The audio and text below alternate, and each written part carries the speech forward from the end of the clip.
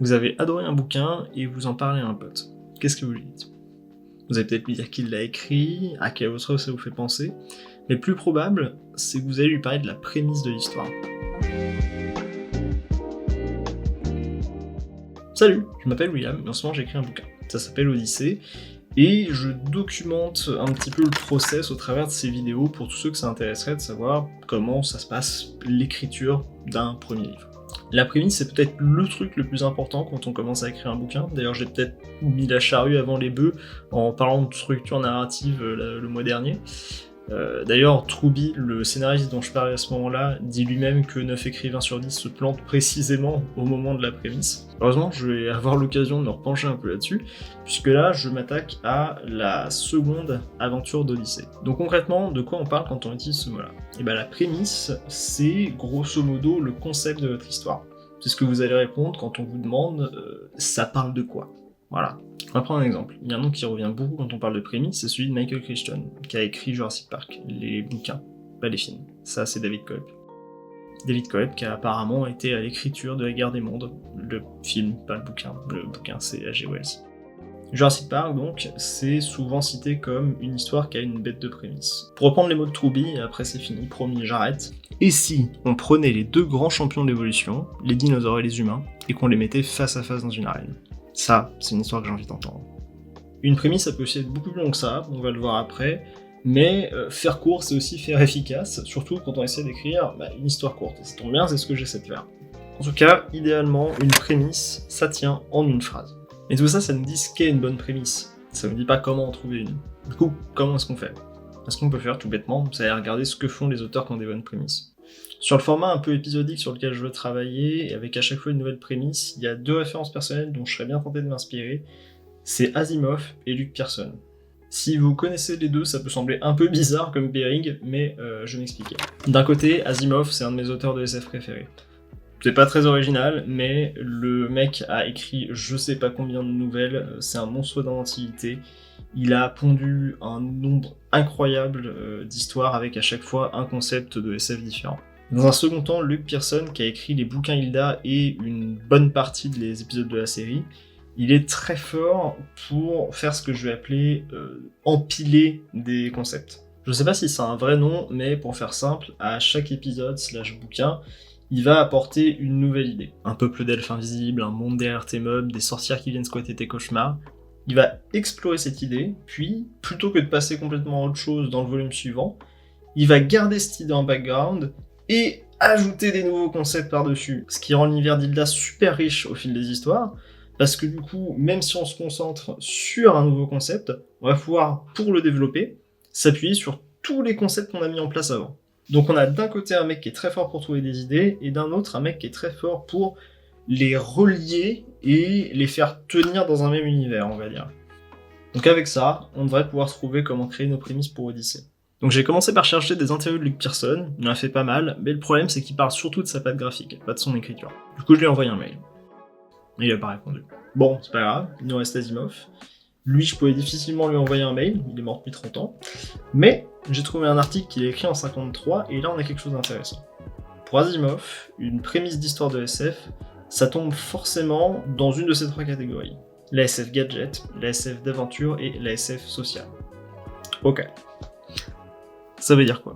La SF gadget, ça va tourner autour d'un élément de science-fiction et de la manière dont il fonctionne. C'est-à-dire si vous inventez un téléporteur, l'histoire va se concentrer sur la façon dont le téléporteur fonctionne, sur sa mécanique, en gros. La SF d'aventure, elle va se servir de son élément de science-fiction comme d'un point d'intrigue. Si on reste sur l'idée du téléporteur, tiens, une mouche s'est introduite dans le téléporteur en même temps qu'un humain, et paf, ça fait un Jeff Goldblum tout moche. Et la SF sociale, elle va se concentrer sur la façon dont votre composante science-fiction va impacter la vie de Monsieur Tout-le-Monde. Par exemple, qu'est-ce que ça va être de se dire qu'à chaque fois qu'on se téléporte, on crée une copie de nous-mêmes et on supprime l'original. Donc super, on a 3 pistes pour trouver des idées. Et ça me fait penser à un truc, quand on parle de dialogue, il y a une règle qui dit que chaque réplique doit faire progresser soit l'intrigue, soit l'univers, soit les personnages. Ça colle, non? Décrire comment fonctionne le téléporteur, bam, l'univers est développé. Le téléporteur fonctionne de travers et crée un monstre, hop, le scénario avance. Est-ce que le moi qui rentre dans la machine, c'est le même moi qui ressort à l'autre bout? Bam. La psychologie du personnage est développée. Ok, il faut que je vérifie un truc. Attention, je vais spoiler le premier Hilda. On développe l'univers en explorant toutes les créatures qu'il y a autour d'Hilda. On fait avancer le fil rouge des bouquins en introduisant les trolls et leur peur des cloches. Et on fait évoluer le personnage d'Hilda qui apprend à regarder au-delà des mythes et à faire preuve d'empathie à l'égard des monstres. C'est comme ça que Pearson écrit ses bouquins en fait. Chaque histoire est liée aux autres comme les répliques d'un dialogue. Et bah je crois qu'il est temps de créer notre prémisse, celle de la seconde aventure d'Odyssée. Si vous essayez de faire la même chose de votre côté, ce que je vous conseille c'est de faire un brainstorm sur papier avec vos 3 points. Bref, ce qu'il nous faut, c'est quelque chose qui développe l'univers, qui fasse avancer l'histoire principale et qui fasse évoluer nos personnages. Ok, puisque pour faire avancer l'histoire, on va commencer à constituer l'équipage d'Odyssée, on peut partir de là. On va créer une espèce intelligente avec une espérance de vie très short, mais qui utilise le peu de temps qu'elle a pour explorer l'espace. Mieux, une espèce dont les membres choisissent d'avoir une existence courte pour pouvoir explorer l'espace. Ça va nous permettre de faire réfléchir Odyssée sur ce que sa vie d'aventurière pourrait lui coûter, et donc hop, on a notre développement de personnage. Pour renforcer le parallèle, on peut même la faire rencontrer un équipage très similaire au sien, avec 3 explorateurs vraiment jeunes, et un capitaine qui a le même tempérament qu'elle. Maintenant, il nous reste à développer l'univers. C'est d'autant plus important que c'est la première fois qu'Odyssée vit vraiment une aventure dans l'espace, donc c'est l'occasion de définir dans quel genre de monde notre histoire se passe.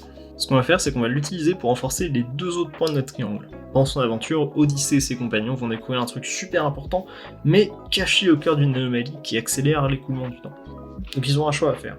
Soit découvrir ce truc super important, soit préserver le peu de temps qu'ils ont à vivre. D'une part, ça montre dans quel genre de monde nos personnages se sont embarqués, et en plus, ça permet de pousser à l'extrême nos 2 autres idées.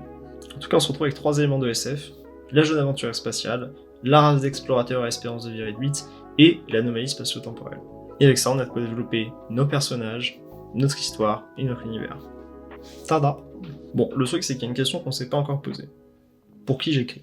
Parce que, clairement, c'est plutôt orienté jeunesse, mais la jeunesse en littérature, c'est assez large.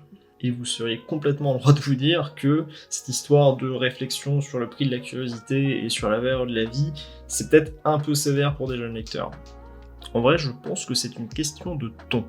Il y a des livres jeunesse qui parlent de choses bien plus glauques que ça, et tant que c'est fait avec le bon langage, avec les bons mots, ça fonctionne très bien. Mais quand même, ça peut être intéressant de savoir pour quelle tranche d'âge j'écris, donc j'ai fait de la recherche. J'ai lu un peu de littérature jeunesse dans le mois qui s'est écoulé pour voir un peu où je me situais.